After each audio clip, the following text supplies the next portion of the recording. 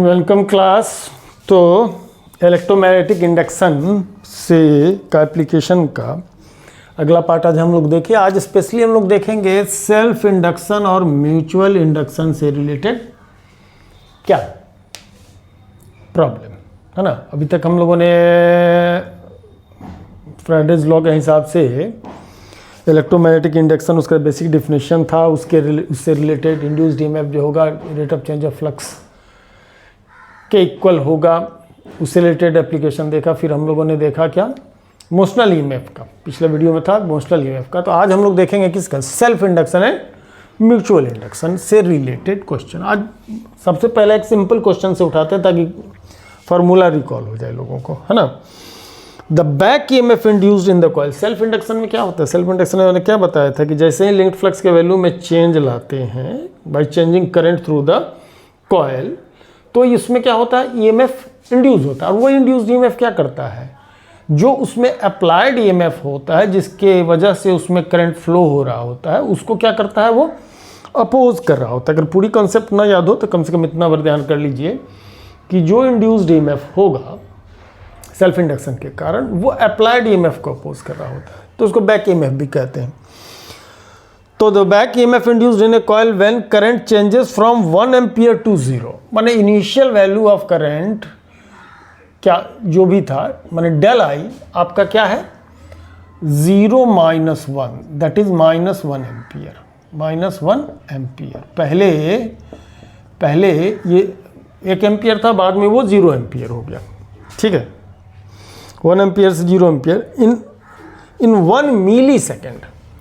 जो डेल्टी time interval है 1 मिली second, मिली second का मतलब 10 की पावर -3 सेकेंड, मिली सेंटीडेसीमीटर। The self inductance of the coil निकालना है आपको, एल की वैल्यू निकालनी है। तो हम लोगों ने सेल्फ इंडक्टेंस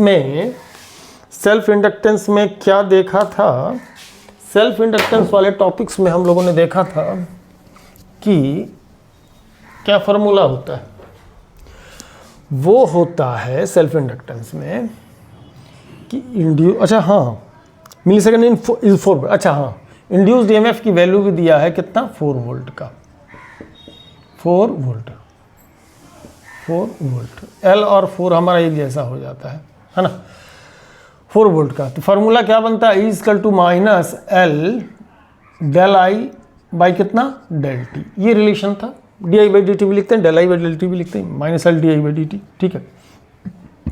ये 4 वोल्ट का है, कितने का है, 4 वोल्ट का है, ठीक। एल तो निकालने का है, डेल आई कितने का है, -1 एम्पियर का है, डेल टी कितना है 10 टू द पावर -3 सेकेंड का है। तो ये माइनस माइनस प्लस करके सब कुछ देख लिया जाए, प्लस कर लीजिए, तो ये 10 की पावर क्या हो जाएगा, ये यहाँ L और ये 10 की पावर 3 हो जाएगा, जो कि 10 की पावर 3 धरा के फिर से मैं 10 की पावर, ऐसा कीजिए इसको, इसको रहने दीजिए अभी नीचे, 10 की पावर -3 इधर ले आइए, तो L equal to 4 into 10 to the power -3 henry. इसका यूनिट ऑफ सेल्फ इंडक्टेंस और म्यूचुअल इंडक्टेंस क्या है, हेनरी है। तो इसमें अब 4 ऑप्शन दिया, 1 हेनरी, 4 हेनरी, 10 की पावर -3 हेनरी, 4 इंटू 10 की पावर -3 हेनरी। ये ऑप्शन आपका मौजूद है इसमें, उसको हम लोग क्या कर सकते हैं, टिक कर सकते हैं। ओके, तो ये तो था हम लोगों का कौन सा, क्वेश्चन नंबर 1 हम लोगों ने देखा। अब जरा सा क्वेश्चन नंबर एक और ले लिया जाए। ये 50 मिली हेनरी कॉइल, मैंने सेल्फ इंडक्टेंस ही दिया हुआ है, जिसका सेल्फ इंडक्टेंस 50 मिली हेनरी मैंने 10 टू द पावर -3 हेनरी, ठीक है। Carries A current of 2 ampere, वो जो करंट कैरी करता है वो 2 एम्पियर का है, ठीक है।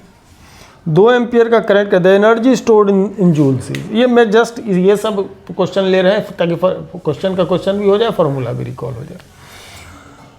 तो energy stored half L I square, इसको आप याद कर सकते हैं हाफ एम बी स्क्वायर से। M is analogous to L and V is analogous to I. तो 1/2 L की value 50 into 10 to the power -3 into 2 2 से 2 निपट जाएगा, 5 इंटू 10⁻³ यानी 5 into 10⁻² joule is the energy stored in the inductor after setting a current of 2 ampere in the circuit। ठीक है,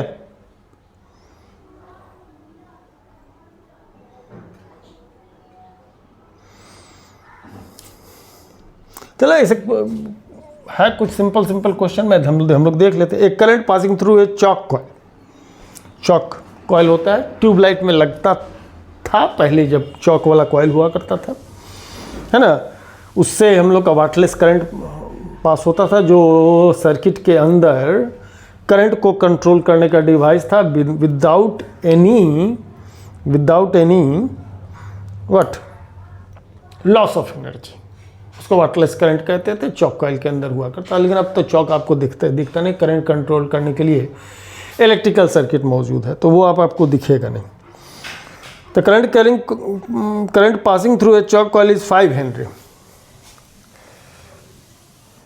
जो inductance है चॉक कॉइल का वो 5 हेनरी का है, is decreasing at the rate of 2 ampere per second, यानी कि di/dt करेक्ट वो कितना है 2 एम्पियर पर सेकेंड का है। करंट कंट्रोल करता है, तो जाहिर सी बात है जो इंडक्टर लगाया जाता था वो सर्किट के अंदर करंट को कंट्रोल कर सकता था। विदाउट रेजिस्टेंस लगा करके भी हम करंट को कंट्रोल कर सकते हैं, डिक्रीज कर सकते हैं, लेकिन रेजिस्टेंस के थ्रू जब वो करंट फ्लो होता है तो रिलेशन H=I²RT के मुताबिक करंट कुछ भी पास होगा तो उसका अगर रेजिस्टेंस R है तो उसमें कोई ना कोई एनर्जी डिसिपेशन होगा, तो लॉस ऑफ एनर्जी होगी। लेकिन चॉक कॉइल की प्रॉपर्टी ये थी कि इसमें एनर्जी लॉस नहीं होता है, लिटरली कुछ ना कुछ तो होता ही है। The EMF developing across the coil is, तो इसका सीधा क्वेश्चन ये है EMF =-L di/dt। कुछ क्वेश्चन ही नहीं बचा है इसमें, है ना। इसका ये 5 हेनरी हो गया इंटू di/2 यानी -10 वोल्ट या 10 वोल्ट जो भी कर दीजिए, -10 वोल्ट ऑप्शन में है, 10 वोल्ट डाल दीजिए। डिक्रीजिंग है, yes Henry decreasing at the rate of 2 ampere, तो इसको माइनस लिया जाए। यस, इस क्वेश्चन का एक ही ट्रिक था।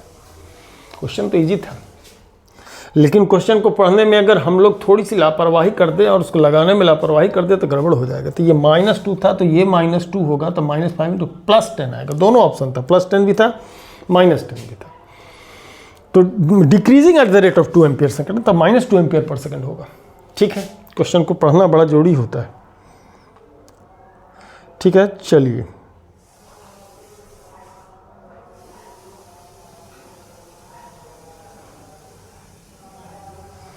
एक और सिंपल सा क्वेश्चन ले लेते हैं, सोलेनॉइड से रिलेटेड लेते हैं। ठीक है, सोलेनॉइड से रिलेटेड, सोलेनॉइड हैज 2000 टर्न्स, उसके पास 2000 टर्न्स है। ठीक है ना, और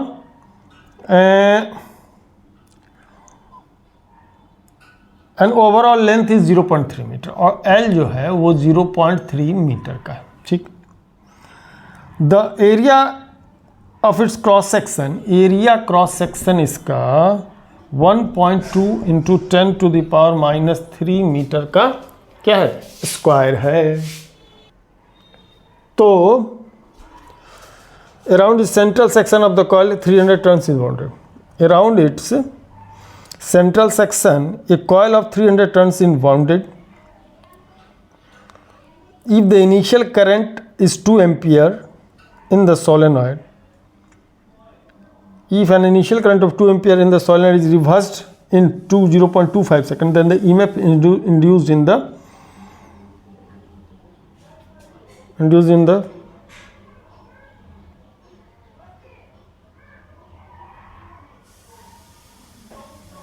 एक सेकेंड।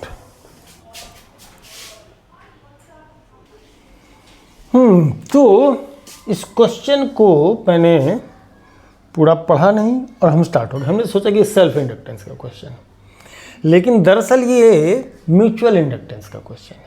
इसमें 2 कॉइल है। तो पहला कॉइल कह रहा है कि solenoid has 2000 turns wound over a length of 0.3 metre. ठीक है, ओके।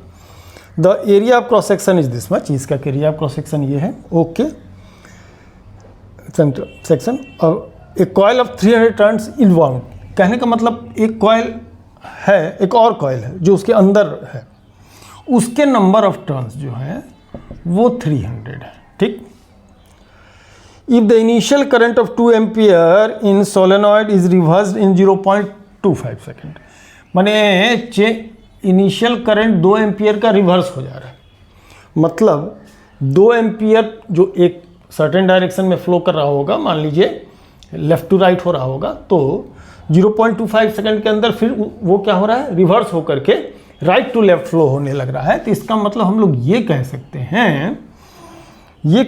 हैं कि induced EMF change in current 4 ampere का हो गया। कहा कि 2 माइनस -2 दैट इज क्या हो जाएगा, +4 एम्पियर का, है ना, +4 एम्पियर होगा। यानी कि चेंज इन करंट जो है सो 4 एम्पियर का माना जाएगा, और जो डेल्टी टाइम होगा वो टाइम आपका है 0.25 सेकेंड यानी 1/4 ऑफ द सेकेंड। ठीक है, तो N1 है, N2 है, L है, A है। तो सेल्फ इंडक्टेंस की अगर हम बात करते हैं, सॉरी नॉट सेल्फ इंडक्टेंस, फिर से रिपीट गलत हो रहा है, म्यूचुअल इंडक्टेंस की अगर हम बात करते हैं, तो म्यूचुअल इंडक्टेंस का जो फॉर्मूला M का आता है, M का जो आता है वो है क्या, μ0 N1 N2A अपॉन L। अब आप बोलेंगे कि सर लेंथ एक का दिया हुआ है दूसरे का नहीं, जी नहीं, लेंथ आपको याद हो एक कॉइल के अंदर दूसरे कॉइल का मतलब होता है एक ही अंदर है, दूसरा ये ऐसे अंदर है, तो लेंथ सेम, ऑलमोस्ट एरिया भी same, area of cross section भी सेम, और ये मतलब एक ऊपर से है और लिटरली एक क्या है उसके ठीक नीचे लगा हुआ है, तो उसमें उसके एरिया ऑफ क्रॉस सेक्शन का ज़्यादा अंतर हम नहीं मान करके चल रहे हैं। ठीक है, चलिए, तो N1 N2 इंटू L हो जाएगा। तो यहाँ से हम लोग इसकी M की वैल्यू निकाल लेंगे। ठीक है, वैल्यू इकट्ठे लास्ट में हम लोग डालेंगे। और इंड्यूस्ड EMF E की बात करते हैं तो हाँ क्या होगा, एब्सोल्यूट वैल्यू की बात करें, एब्सोल्यूट वैल्यू की बात करते हैं तो क्या हो जाएगा, M di/dt, M del I/del t, ऐसा लेते हैं। तो M की वैल्यू ये, तो μ0 N1 N2A upon L di मतलब 4 एम्पियर ये हो गया और 1/4 ये हो गया, 4 को 16 हो जाएगा, बात की बात है। μ0 का मतलब 10 की पावर 4 पाई इंटू 10 की पावर -7, 4 पाई इंटू 10 की पावर -7, N1 मतलब 2000, 2 into 10 to the power 3, N2 मतलब 300, 3 इंटू 10 की पावर 2, एरिया मीन्स 1.2 इंटू 10 की पावर -3, 1.2 इंटू 10 की पावर -3। आई होप कि ये कट नहीं रहा होगा, थोड़ा सा कट तो गया, चलिए इसको यहाँ से हटाते हैं। तो 1.2 इंटू 10 की पावर -3 और एरिया ये हो गया, और ये 4 4 जा 16 ऊपर चला गया, 16 ऊपर चला जाएगा, और इसके साथ डिवीज़न में जो आएगा वो लेंथ कितना है, 0.3 मीटर यानी 3 इंटू 10 की पावर -1। ठीक है, बड़ा लंबा सा एक्सप्रेशन है, सॉल्व करने के लिए ऊपर और नीचे मिला करके अगर हम लोग देखें तो एक काम कीजिए, सबसे पहले ये 10 की पावर -3 या 10 की पावर +3 को भूल जाइए। भूलने के बाद 3 2 जा 6, 6 4 जा 3 2 जा 6, 6 4 जा 24 इंटू 1.2, 24। अच्छा 3 से 3 को भी हटा दीजिए, 3 से 3 को भी हटा दीजिए, 3 से 3 को भी हटा दीजिए, ये भी ख़त्म हो जाएगा। और 10 की पावर -1 से, है ना, 10 की पावर -1 से इसका 10 की पावर जो -7 है वो एक कम हो जाएगा, यानी कि 10 की पावर -6 हो जाएगा। 10 की पावर -6 और 10 की पावर 2 यानी 10 की पावर -4। एक बात तो तय है कि 10 की पावर -4 आने वाला है। 10 की पावर माइनस, इसको भी हम लोग यूज़ कर लिए हैं, 10 के पावर्स को भी यूज़ कर लिए, 10 के पावर को भी हम लोगों ने क्या किया है, यूज़ कर लिया। 10 की पावर -3 तो पहले मल्टीप्लिकेशन में +3 के साथ कैंसिल हो गया, 10 की पावर -1 है तो -6 होगा, +2 हुआ तो -4 हो गया। ठीक, चलिए अब बच गया इधर, अब इधर बचा है, देखिए कि क्या क्या बचा हुआ है। इधर बचा हुआ है मल्टीप्लिकेशन 4 पाई का, 2 का, 3 कैंसिल हो चुका है, 1.2 का और 16 का, तो 4 दूनी 8 और ये 16, 2 की पावर 4 एंड 2 की पावर 3, 2 की पावर 7, 2 की पावर 3, 2 की पावर 7। तो 16 दूनी 32, 32 दूनी 64, दूनी 128, 128 इंटू 1.2 इंटू पाई इंटू 10 की पावर -4। तो ये 1.2 से मल्टीप्लाई होकर के 128 कितना देगा? 1.2 से 128, 1.2 से मल्टीप्लाई 256, 128 है ना। चलिए तो 6 8 5 13 3 1 हाथ में 2 4 1 5 1 153.6, ये दे रहा है 153.6 इंटू 10 टू द पावर -4, और सब कुछ ले तो 1.54 into 10 to the power -2 volt. 1.54, अच्छा पाई का तो मैं बच गया, 1.54 इंटू पाई, 1.54 अभी पाई बच ले रे भाई, 1.54 into pi into 10 to the power -2 volt. तो पाई का मतलब 3 पॉइंट, बहुत पेचीदा, 1.54 इंटू 3.14, तो ये 4 जगह 16 के 6 एक हाथ में 4 5 20 1 21 4 कम 4 2 6, तो 1 से 4 5 1 3 3 4 12 के 2 एक हाथ में 3 5 15 1 16 3 3 6 5 5 11 1 12 13 14 1 7 1 8 4 1 2 3 4 1 2 4.84 83। हाँ चलिए, तो ये आ रहा है 4.83 into 10 to the power -2 volt is in the option. 4.83 into 10 to the power -2 volt is in the option, ये आ जाएगा आंसर। थोड़ा सा ज़्यादा ये पेचीदा प्रश्न हो गया है ना, म्यूचुअल इंडक्टेंस का था, लेकिन थोड़ा सा ये प्रश्न क्या हो गया, पेचीदा ज़्यादा हो गया। और ऐसे सब क्वेश्चन खास करके बोर्ड में अच्छा नीचे कट गया है, लेकिन दिख रहा है 1.54 इंटू पाई, अच्छा ये वैल्यू नहीं दिख रही, ये वैल्यू नहीं दिख रही, ये वैल्यू नहीं दिख रही है ना, यहाँ तक में दिख रहा है 10 की पावर -, वोल्ट, और जब इसको मल्टीप्लाई करते हैं तो 4.8 into 10 to the power -2 volt का इसमें वैल्यू आ जा रहा है। ठीक है जी, चलिए तो इसको हम हटाएं। एक थोड़ा सा सरदर्द टाइप का क्वेश्चन आ गया था, तो हम लोग को डील किया, आगे। नेक्स्ट क्वेश्चन इंटरेस्टिंग है भी और नहीं भी। क्यों इंटरेस्टिंग है भी और नहीं भी, इसका कारण ये है कि इस क्वेश्चन को समझने के बाद ही बहुत सारे लोग जो है से समझ ही नहीं पाएंगे। क्वेश्चन मैं पढ़ता हूँ। A coil is wound as a transformer of rectangular cross section. Rectangular transformer अगर कोई लोग देखे होंगे तो उसमें देखे होंगे कि रेक्टेंगुलर फ्रेम के ऊपर कॉइल क्या होता है, लपेटा हुआ रहता है। If all the linear dimension of the transformer are increase by a factor 2, the number of turns per unit length of the coil remains the same. The self inductance increased by a factor of। क्या किया जा रहा है कि इसके dimension जो है, जो लीनियर डायमेंशन, लीनियर डायमेंशन का मतलब ये हो जाएगा कि जो स्क्वायर है तो स्क्वायर से पैसा होता है, ठीक, तो स्क्वायर से इसका सबका डबल कर दिया, मतलब इसका जो लेंथ, सॉरी जो भी ए साइड रहा होगा, अब ये 2a साइड का हो गया होगा, अब ये 2, तो पहले जो एरिया ए स्क्वायर था, अब जो एरिया हो जाएगा वो 4a स्क्वायर हो जाएगा। ठीक है, मतलब जो एरिया बढ़ा वो 4 टाइम्स ऑफ a1 हो गया, करेक्ट। अब जहाँ तक बात हम करते हैं लेंथ ऑफ द क्या, कॉइल की, इसको भी डबल कर दे रहे हैं, यानी कि जो L2 है वो क्या हो जा रहा है, ट्वाइस ऑफ L1 हो जा रहा है, ठीक, ट्वाइस ऑफ L1 हो जा रहा है।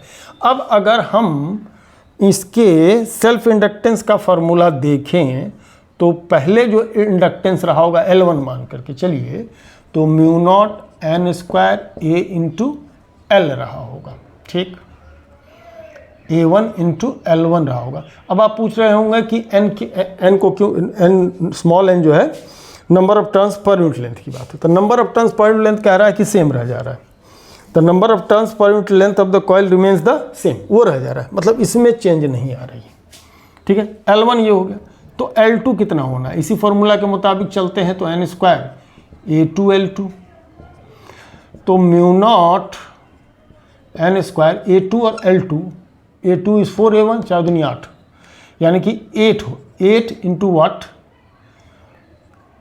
A1 L1 हो जाएगा, A1 L1 हो जाएगा, 8 एज ए फैक्टर, बाकी फैक्टर को देखा जाए तो ये क्या है, L1 है, तो ये बनता है आपका 8L1, 8L1, तो L2 becomes 8 times of L1। Option में 16 times, 12 times, 8 times and 4 times दिया हुआ है। तो अगर जैसा कि क्वेश्चन कह रहा है कि अगर हम रेक्टेंगुलर ट्रांसफार्मर के ऊपर जो वायर लपेटा है उसको, उसके डायमेंशन को, लीनियर डायमेंशन को, दैट मीन्स लीनियर डायमेंशन का मतलब हो जाएगा कि जो फ्रेम है उसको डबल कर दिए, यानी कि उसका लेंथ डबल हो जाएगा, यानी कि एरिया 4 टाइम्स हो जाएगा, और जो मान लीजिए कि वो कॉयल यहाँ से यहाँ तक लपेटा हुआ है, ऐसे ऐसे करके रेक्टेंगुलर है, मान लीजिए यहाँ तक लपेटा हुआ है, अगर L लेंथ में है तो अब क्या कर दिया गया है, उसको 2L लेंथ में कर दिया गया, लेकिन नंबर ऑफ टर्न्स उतना ही रह रहा है ना, नंबर ऑफ टर्न्स उतना ही रह रहा है, नंबर ऑफ टर्न्स में कोई छेड़छाड़ नहीं किया गया, मैंने एक्स्ट्रा वायर इस्तेमाल किया गया, एक्स्ट्रा वायर, सेम वायर को नहीं इस्तेमाल किया गया और एक्स्ट्रा वायर का इस्तेमाल किया गया। तो एक्स्ट्रा वायर इस्तेमाल करके जितना नंबर ऑफ टर्न्स पहले था उतना रखते हुए लेंथ को डबल कर दिए, उसके एरिया उसके साइड को डबल कर दिए हैं, तो ऐसे सिचुएशन में उसका सेल्फ इंडक्टेंस कितने से बढ़ेगा, तो ये टाइम से क्या होगा, वो बढ़ जाएगा, ठीक है जी। चलिए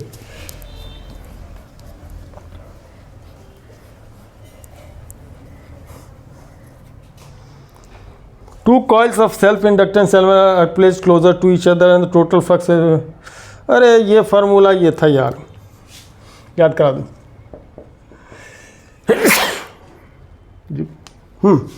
ये क्या था, L1 L2 कह रहा है कि दो कॉइल हैं, इनके L1 और L2 इनका सेल्फ इंडक्टेंस है, इनका बीच का म्यूचुअल इंडक्टेंस M है, तो M और L1 L2 के बीच में रिलेशन क्या होगा, तो M equal to root under L1 L2 होता है। ये फार्मूला है, ये मैंने पढ़ाते वक्त में ही बताया था, तो इसको क्या करेंगे, ध्यान में रखेंगे, ठीक है ना। एक और क्वेश्चन ऐसे मुझवानी बोले, the equivalent quantity of mass in electricity is, mass के कंटेक्स्ट में इलेक्ट्रिसिटी में क्या है, चार्ज, मास के कंटेक्स्ट में, सॉरी सेल्फ इंडक्टेंस, मास के कंटेक्ट में इलेक्ट्रिसिटी के अंदर क्या है, फाई,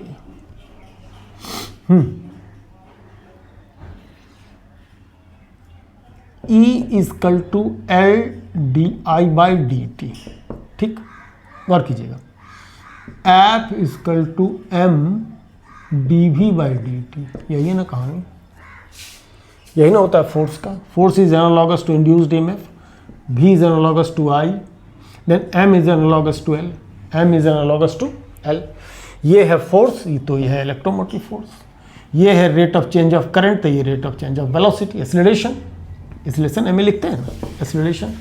तो mass is analogous to what, inductance, और यही इसीलिए इसको इनर्शिया आप क्या कहते हैं, करंट इलेक्ट्रिसिटी, सेल्फ इंडक्टेंस को क्या कहते हैं, इनर्शिया ऑफ करंट इलेक्ट्रिसिटी। चलिए और क्वेश्चन पढ़ते हैं, the momentum in mechanics is expressed as M V, the analogous expression is in electricity will be, पहला ही मोमेंटम को P को एम भी से रिप्रेजेंट करते हैं अगर, तो इसका analogous phi is equal to L I, यही तो है, एम के लिए एल, भी के लिए आई, तो फाई क्या हो जाएगा, एल आई, फाई तो एल आई होता है ना, यही एक्सप्रेशन बनता है, तो phi is equal to L I is the analogous expression flux related, यानी मोमेंटम के एनालॉगस क्या हो गया, flux, rate of change of flux is directly proportional to induced EMF, and rate of change of momentum is directly proportional to applied force. In what form is the energy stored in an inductor?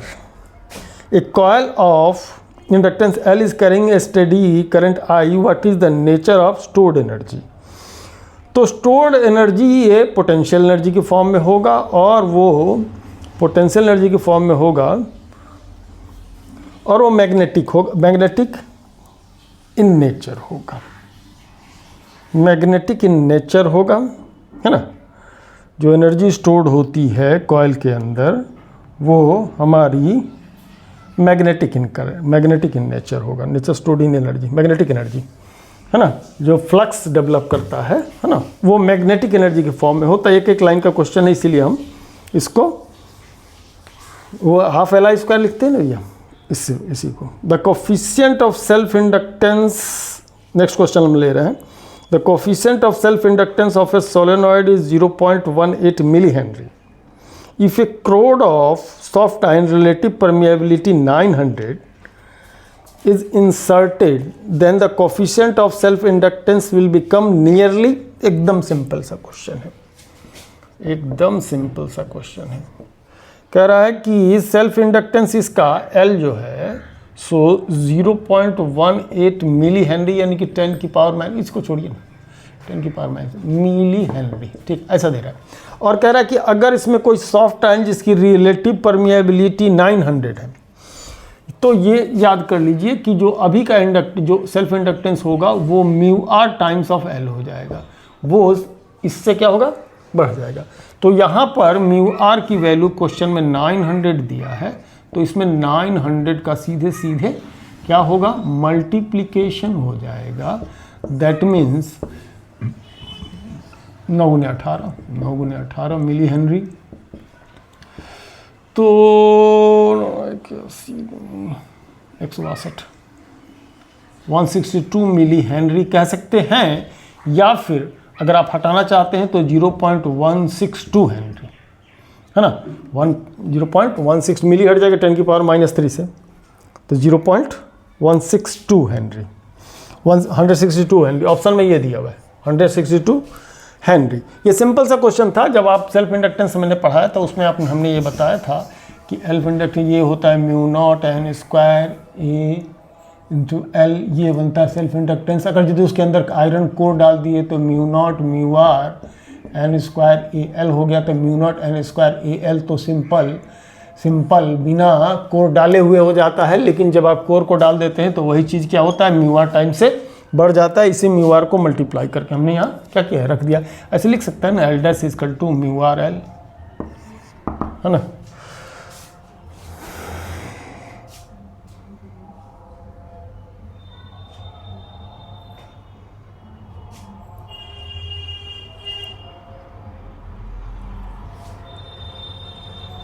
चलिए बात में एक अगला question simple लेते हैं। चलिए क्यों हम लोग बहुत इसमें जाएं। ये क्वेश्चन है, transformer of coefficient of mutual inductance between the primary and secondary coil is 0.2 Henry.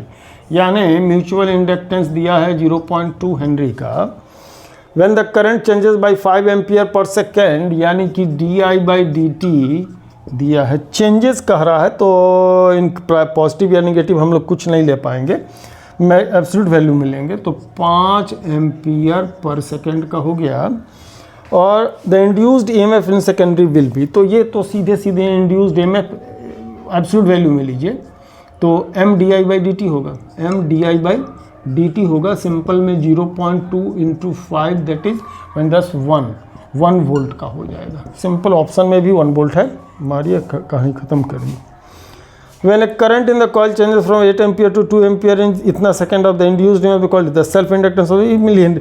ये भी सिंपल सा क्वेश्चन है। देखिए ये जो रिलेशन है E इक्वल टू M या L, जो भी लेना है, सेल्फ इंडक्टेंस होगा तो L di/dt। इससे रिलेटेड कोई क्वेश्चन है कि di/dt दिया रहेगा और E दिया रहेगा तो L निकालिए, या E दिया रहेगा L दिया रहेगा तो di/dt निकालिए, या E L और dt दिया हुआ है तो di निकाल दिए, चेंज इन करंट निकाल दीजिए। ऐसे कुछ भी हो सकते हैं, बहुत सारे क्वेश्चन होंगे। अब ऐसे कोई भी क्वेश्चन आता है उसको हम छोड़ करके आगे बढ़ रहे हैं ताकि एक ही जैसे क्वेश्चन ना बताया जाए।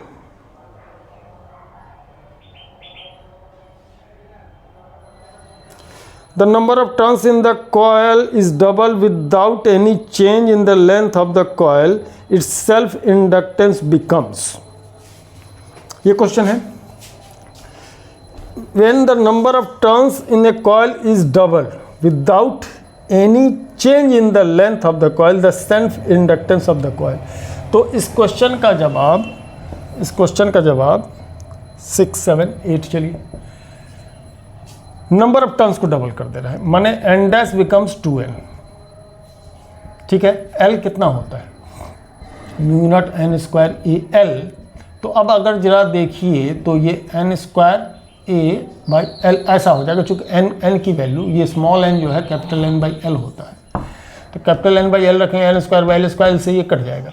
तो कह रहा है कि l बिना चेंज किए इसको क्या कर दे रहे हैं आप, डबल कर दे रहे हैं। किसको डबल कर दे रहे हैं, नंबर ऑफ टर्न्स को आपने डबल कर दिया बिना l को चेंज किए हुए। तो नंबर ऑफ टर्न्स को अगर आप डबल कर देते हैं तो डबल का स्क्वायर यानी 4, डबल का स्क्वायर यानी 4 हो जाएगा, यानी कहने का मतलब 4 टाइम्स हो जाएगा। ठीक है, तो n, तब आप l डैश की बात करेंगे, यहाँ पर n के n डैश को रिप्लेस कर देंगे 2n से, तो 2n का स्क्वायर 4 हो जाएगा, तो 4l आ जाएगा, 4l आ जाएगा। l डैश जो होगा वो 4l हो जाएगा, यानी 4 टाइम्स से क्या होगा, इंक्रीज कर जाएगा। ठीक है ना। अब इसमें और सारे क्वेश्चन बन सकते थे कि नंबर ऑफ टर्न्स बगैर उसके लेंथ को अगर हम इंक्रीज कर देते हैं, सीधे सीधे लेंथ को स्ट्रेच कर देंगे। लेंथ को अगर हमने स्ट्रेच किया सीधे सीधे से क्या कर, लेंथ को स्ट्रेच करेंगे तो उल्टा असर पड़ेगा। लेंथ को अगर डबल कर देंगे तो उसका इंडक्टेंस हाफ हो जाएगा। लेंथ को अगर मान लीजिए कॉयल था ऐसा, इसमें नंबर ऑफ टर्न्स को बगैर बढ़ाए इसको खींच करके ऐसा करते हैं, तो इसका सेल्फ इंडक्टेंस क्या होगा, 2l यहाँ रखेंगे तो ये क्या होगा, हाफ हो जाएगा, हाफ हो जाएगा। तो इस एक्सप्रेशन को, ये दो एक्सप्रेशन है, इससे आप क्या कर सकते हैं, अपना कैलकुलेशन को देख सकते हैं किस सेंस में, ऐसे किसी क्वेश्चन में। ठीक है, अगला क्वेश्चन जो दिख रहा है, the average EMF induced in a coil in which the current changes 2 ampere to 4 ampere in 0.5 second is eight volt, what is self inductance. वही इससे रिलेटेड क्वेश्चन है। एक करंट, अब चलिए मैं पहले जरा पॉज करके कोई क्वेश्चन चुनूँ, उसके बाद आगे बढ़ता हूँ, है ना। तो इस क्वेश्चन फिगर आपको बोर्ड पे दिख रहा होगा, और कह रहा है कि in the following circuit the bulb will become suddenly bright if, अचानक से ये बल्ब काफ़ी ब्राइट हो जाएगा, कब। पहला ऑप्शन कह रहा है कि कॉन्टैक्ट इज मेड और ब्रोकन, कॉन्टैक्ट इज मेड और ब्रोकन। दूसरा कह रहा है कॉन्टैक्ट इज मेड। तीसरा कह रहा है contact is broken, won't become bright at all. और चौथा कह रहा है कि होगा ही नहीं। पहला कह रहा है कि जब भी इसको कॉन्टैक्ट को, यहाँ जो कॉन्टैक्ट है इसको लगाएंगे या हटाएंगे तब ये बल्ब ग्लो करेगा तेज़ी से, पहला ऑप्शन। दूसरा ऑप्शन ये कह रहा है कि जब सिर्फ कॉन्टैक्ट करेंगे तब बल्ब तेज़ी से ग्लो करेगा। तीसरा ऑप्शन कह रहा है कि जब कॉन्टैक्ट को हटाएंगे तब तेज़ी से ग्लो करेगा। चौथा ऑप्शन कह रहा है ऐसा कुछ होगा नहीं, बस जैसा बल्ब को जलना चाहिए वैसा बल्ब जलेगा। तो क्या होने वाला है, चलिए जिनको फेनोमेना पता है सेल्फ इंडक्टेंस का वही उसको समझ पाएंगे। तो समझते हैं। जैसे आप कॉन्टैक्ट को बनाएंगे, यहाँ बैक ईएमएफ डेवलप करेगा, करंट सेटअप होने में टाइम लेगा, तो धीरे धीरे जो है सो क्या होगा, ये इसका वोल्टेज बढ़ेगा। और जब इसके बैक ईएमएफ, जब ये करंट स्टेबल हो जाएगा, करंट इसमें स्टेबल हो जाएगा, तो जब स्टेबल करंट हो जाएगा तो स्टेबल इसका लाइट जो है वो फिक्स हो जाएगा।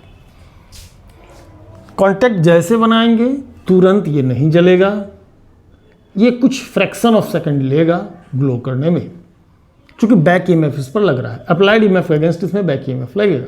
ठीक, ओके। चलिए, अब जब करंट एक बार कांस्टेंट रूप से सेटअप हो गया, चूंकि डीसी करंट है, सेटअप हो गया, तो इंडक्टर अब ना तो बैक ईएमएफ डेवलप करेगा ना सपोर्टिंग ईएमएफ डेवलप करेगा। तो नहीं बैक ईएमएफ डेवलप करेगा, नहीं सपोर्टिंग ईएमएफ डेवलप करेगा। लेकिन अब जैसे यहाँ से इसके कॉन्टैक्ट को आप क्या करेंगे, हटाएंगे, तो जैसे ही आप कॉन्टैक्ट को हटाएंगे तो इसमें अमाउंट ऑफ करंट सडनली क्या होगा, डिक्रीज करना चाहेगा। There will be change in current, और बहुत फास्ट होगा।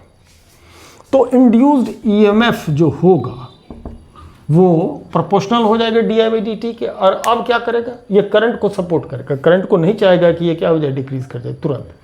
तो चूंकि करंट को सपोर्ट करेगा और rate of change of current क्या है, बहुत फास्ट है, तुरंत स्विच को ऑफ किए हैं, तो for a fraction of second काफ़ी हाई मैग्नीट्यूड का करंट क्या होगा, इसमें फ्लो होगा और तब बंद होगा। तो जब हाई मैग्नीट्यूड का करंट इसके अंदर फ्लो होगा, ऐसे में इसकी ब्राइटनेस कुछ फ्रैक्शन ऑफ सेकंड के लिए काफ़ी तेज हो जाएगी। उस समय बल्ब फ्यूज़ होने का भी चांस है, उस समय बल्ब के फ्यूज़ होने का भी चांस है। ये फ्यूज़ भी हो सकता है, अगर फिलामेंट कमज़ोर है तो ये फ्यूज़ हो जाएगा।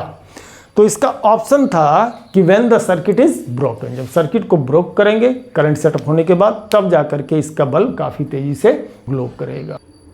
चलिए आज का लास्ट क्वेश्चन लेते हैं। कहता है कि two pure inductors of each of self inductance L are connected in parallel but well separate to each other, the total inductance. क्या किया जा रहा है, दो इंडक्टर को पैरेलल में कनेक्ट कर दिया गया, ठीक है, पैरेलल में कनेक्ट कर दिया गया, ठीक। I करंट होगा, डिस्ट्रीब्यूट हो जाएगा I1 और I2 में। इसका इंडक्टेंस L है तो इसका भी इंडक्टेंस क्या है, L है, तो दोनों में I ही जाएगा, है ना, हाफ I/2 I/2, खैर उस बात को छोड़ दीजिए। तो I की वैल्यू I1 प्लस I2 होगा। अगर पहले की बात करें तो इसको अगर हम डिफ्रेंशिएट कर देते हैं तो di1/dt, तो इसमें प्लस में di2/dt ऐसा होता है, ठीक है। di/dt induced EMF E/L dash, मतलब जो टोटल EMF है, टोटल इंडक्शन होगा कॉम्बिनेशन का, और di1/dt E/L होगा। क्योंकि इंड्यूस्ड EMF जो अप्लाइड EMF यहाँ से यहाँ तक क्या रहेगा, सेम रहेगा, दोनों का सेम रहेगा, प्लस E/L रहेगा, ठीक है। तो E ऊपर से कट जाएगा तो 1/L dash equal to 1/L plus 1/L, that is क्या, 1/L dash equals to 2/L, तो L डैश बिकम्स L/2। तो पैरेलल के लिए याद रख लीजिए कि जो 1/L होता है 1/L1 plus 1/L2 plus 1/L3 ये होता है। सीरीज में L की value L1 plus L2 plus L3 ऐसा चलेगा, ठीक है। क्वेश्चन में ये नहीं था, यही था, लेकिन हमने जब ये क्वेश्चन आया तो हमने उसको भी ले लिया। तो चलिए आज की कहानी इतना ही रहने देते हैं, अब आगे हम लोग देखेंगे नेक्स्ट पार्ट में। एक पार्ट तो और बनाना पड़ेगा एप्लीकेशन का, उसके बाद तब जा कर के नेक्स्ट एक्सरसाइज में हम लोग इंटर करेंगे। ओके।